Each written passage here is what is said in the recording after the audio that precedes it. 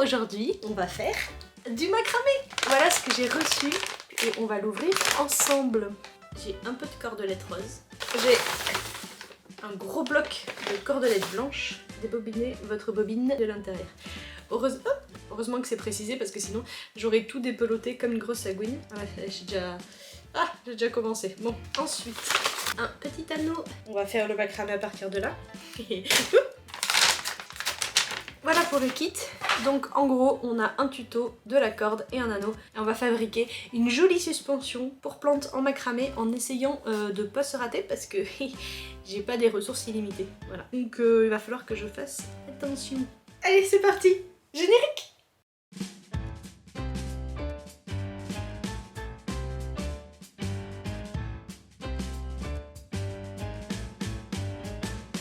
Alors pour commencer ce projet, je me suis installée dans le jardin chez ma copine et j'ai déroulé toute la cordelette de macramé pour faire 8 brins de taille identique. Pour ça, j'ai tout simplement relié 2 brins pour faire la moitié, puis plié en 2 de nouveau pour en faire 4 et encore en 2 pour en faire 8. Mais si vous n'avez pas envie de vous embêter, vous pouvez aussi mesurer 1,50 m de corde et découper 8 brins.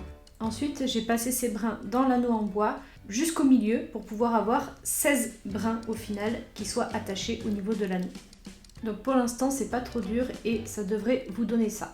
Maintenant, pour démarrer le projet et pour avoir un joli nœud qui tienne bien les fils au niveau de l'anneau, on va faire une sorte de nœud pendu. On va le faire avec le fil rose et je vais vous montrer comment on fait. Donc on prend à environ 50 cm de fil rose et on va faire une boucle sur la longueur que va prendre notre nœud. Ensuite, avec le fil, on va, tout en tenant la boucle, venir enrouler tous les fils que l'on va vouloir serrer ensemble. Donc là, on va bien serrer et on va parcourir comme ça la corde jusqu'à ce qu'on ait la longueur qui nous satisfasse. Et on fait bien une seule épaisseur, c'est-à-dire qu'on repasse à côté et pas dessus. Une fois que vous êtes satisfait de la longueur de votre nœud, vous allez passer le petit bout de brin qui reste dans la boucle de tout à l'heure et ensuite on va venir tirer le fil qui dépasse en haut. Donc ça va permettre de faire rentrer le fil à l'intérieur. Une fois que c'est au milieu de votre nœud, vous tirez les deux extrémités très très fort ensemble et ensuite il vous restera plus qu'à couper et à pousser les petits bouts qui dépassent à l'intérieur. Le nœud est super solide et on ne voit pas la tache.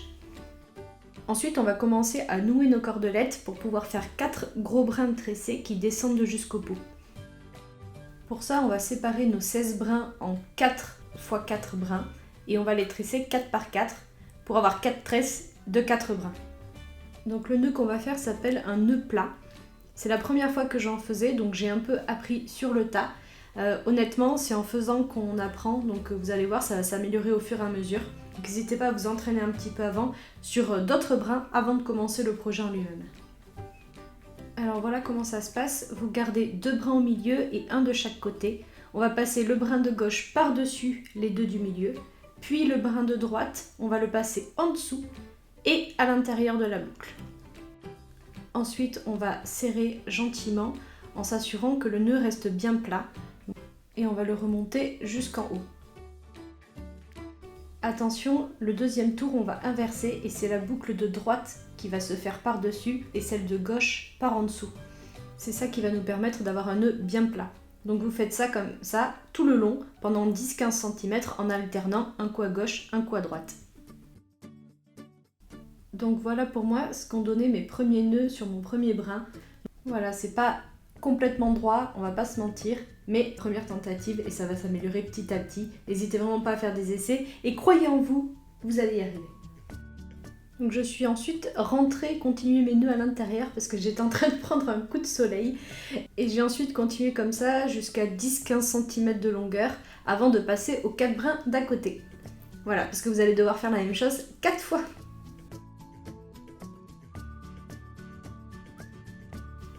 Donc là vous voyez que mes nœuds de la fin par rapport à ceux du début commencent à bien s'améliorer. Mais c'est à ce moment-là que je me suis fait attaquer par un bébé Maine Coon qui avait très envie de jouer avec mon macramé. Voilà, donc j'ai dû essayer de faire mes nœuds tout en protégeant mon ouvrage. C'était pas évident parce qu'apparemment les chats aiment bien les pelotes de fil. Voilà, regardez-moi cette bouille. Forcément, on peut pas la gronder. Donc il a fini par me laisser travailler, mais en restant quand même en embuscade au cas où je baisse ma garde. J'ai quand même réussi à tresser mes 4 brins et après il m'a laissé un peu tranquille. Mais bon, il y avait quand même une petite patte qui apparaissait de temps en temps. Un chat reste un chat. Et moi je suis très très fière de l'avancée de mes nœuds qui commencent à être de plus en plus droits. Donc on en est qu'au brin 2 sur 4, mais ça progresse. Donc là j'ai eu droit à une nouvelle attaque surprise du petit Rexar qui aimait beaucoup trop le macramé. Donc ça n'a pas été la partie la plus évidente, mais bon, comme il a une bouille trop mignonne, on a fait une pause câlin et j'ai repris mon projet un peu plus tard. Franchement, est-ce qu'il y a une personne au monde qui peut résister à ça?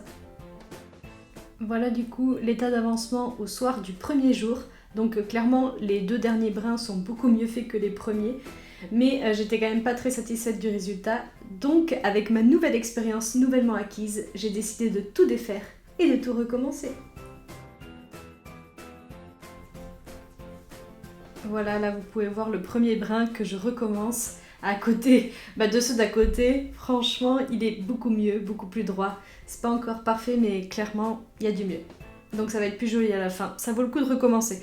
Mais sinon, vous pouvez aussi vous entraîner avant de vous mettre sur votre projet final. Ça marche aussi. Alors je sais que je l'ai déjà dit, mais là, c'est vraiment flagrant. Vous voyez, pour ceux qui débutent comme moi, ne vous découragez pas. Faites-le. Et plus vous allez faire, plus vous allez vous améliorer et vos nœuds vont devenir très très beaux très très vite. Donc vraiment, même si vous savez pas faire, même si au début c'est pas ça, ne vous découragez pas. Voilà mes 4 nœuds refaits à neuf qui enfin me satisfont. Maintenant je vais pouvoir continuer et faire la suite. Alors pour la deuxième partie, on va laisser 8-10 cm de fil nu sans faire de nœud et on va venir nouer avec le même nœud plat 2 fils de gauche dans des brins et 2 fils de droite dans notre brin. À chaque fois, le fil le plus à l'extrémité va se retrouver au centre et le fil du centre du brin va se retrouver à l'extrémité du nouveau, ce qui va permettre de faire un joli nœud plat. Donc on va faire exactement la même chose qu'au début, c'est-à-dire qu'on va faire 4 nœuds plats. On va en faire un à gauche, un à droite, un à gauche et un à droite. Et normalement, vous devrez avoir un nœud plat un petit peu carré. Et on va faire ça à chaque fois jusqu'à avoir fait tout le tour et relier chaque brin entre eux. Voilà, là pour l'instant j'en ai fait 2, donc bien à la même longueur en prenant à chaque fois le brin d'à côté. Et je vais encore continuer comme ça pour le 3e et le 4e. Et voilà, les 4 sont faits et vous voyez que ça forme des sortes de triangles ou de losanges. Enfin en tout cas, ça permet de commencer à avoir notre tressage qui va pouvoir tenir le pot à l'intérieur. Là, le plus dur est fait. Maintenant, on va refaire exactement la même opération. On met le tout bien à plat et on va prendre 2 fils d'un des brins, 2 fils de l'autre et on va faire les mêmes choses, un nœud plat pour pouvoir de nouveau avoir des triangles et on fait tout le tour comme ça. Et voilà, une fois que vous avez vos 4 nouveaux nœuds, ça doit ressembler à ça. Donc ça fait une forme un peu de filet de pêche et vous allez pouvoir à présent mettre votre pot à l'intérieur avant de fermer la fin du tressage. Là, rien de sorcier, vous prenez la plante de votre choix, dans un pot évidemment, et vous mettez le filet autour pour que ça fasse le tour de la plante tout simplement. Ça va vous permettre de régler la hauteur du dernier nœud que vous allez faire pour que ce soit harmonieux et que ça tienne bien votre plante. Une fois que vous êtes sûr de vos réglages, vous pouvez tout simplement marquer l'endroit où vous allez faire le nœud, puis enlever le cordage pour faire notre dernier nœud. Et là, c'est de nouveau comme au début, on va faire un nœud en tournant avec le fil rose et on va tirer pour entrer la boucle à l'intérieur. Voilà, je vous ai déjà montré tout à l'heure, on fait exactement la même chose.